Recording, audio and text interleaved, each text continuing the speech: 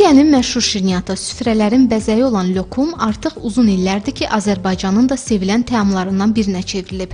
Bütün marketlər şəbəkəsində rahatlıqla əldə edə bildiyimiz lokumun ölkəmizdə də hazırlandığını eşidib, üz tutduq paytaxtda yeganə olan, bir-birindən rəngli, fərqli ləzzətli lokumların bişirildiyi məkana, lokum istehsalı zavoduna.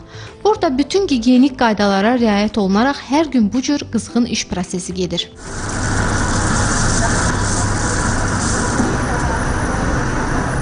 Zavodda bizi artıq 26 ildir Azərbaycanda yaşayan istehsal rəhbəri Alev Can qarşıladı. Lokumun türk mədəniyyətində xüsusi yeri olduğunu qeyd edən xanım, ölkəmizdə də bu mədəniyyətin geniş yayıldığını vurğuladı. Üzərində həssaslıqla çalışılan lokumun süfrələrə gəlişinin də çox uzun bir tarixi var. Kadar dayanan bir geçmişi var, tarihi olduğu için daha çok Osmanlı mutfağında ise 18. yüzyılda tercih edilmeye başlanmış. Sultan Abdülhamit Han zamanında işte o dönemde sert şekerler kullanılıyormuş, daha çok tercih ediliyormuş.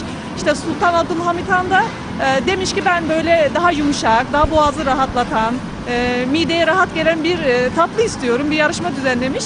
İşte o yarışmada da lokum, işte bir Hacı Bekir isminde bir tatlıcı bir lokum üretmiş. Bu şirniyyat növünün hazırlanması prosesi heç də sadə bir iş deyil. Lokumlar öncə xam mal kimi bu iri qazanlara atılır və burada olaraq xüsusi aromatizatorlar, çərəzlər əlavə olunur. Lokumun ana ham maddesi su, şeker, nişasta ve limon tuzundan oluşan bir şey.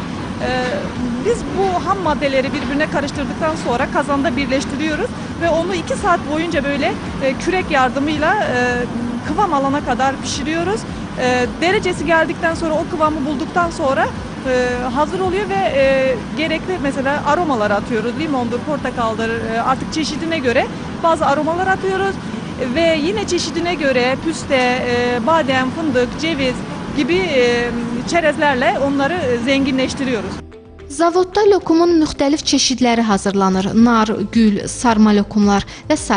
Hər biri hazır olduqdan sonra xüsusi avadanlıqlar vasitəsilə kəsilir və paketlənir.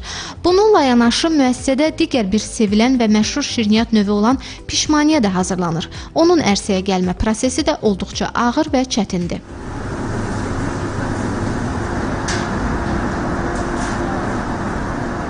Hazırda biz istehsal zavodundayıq və qeyd edim ki, burada lokumla yanaşı eyni zamanda sevilən türk şirniyyat növü olan pişmaniyələr də hazırlanır. Elə biz də indi pişmaniyənin hazırlanma prosesində yaxından iştirak edirik. Sözü gedən şirniyyat növü bu masada hazırlanaraq qablaşdırılır və ən sonda üstünə antep fıstığı əlavə olunaraq qablaşdırılma yekunlaşır. Hər gün burada ləziz lokumlar hazırlayan istehsal müəssisəsinin əməkdaşları deyirlər ki, ölkəmizdə ən çox nar, quş lokumları sevilir. Gülnar İlqar qızı, Vurhan Turabov, Telesəhər.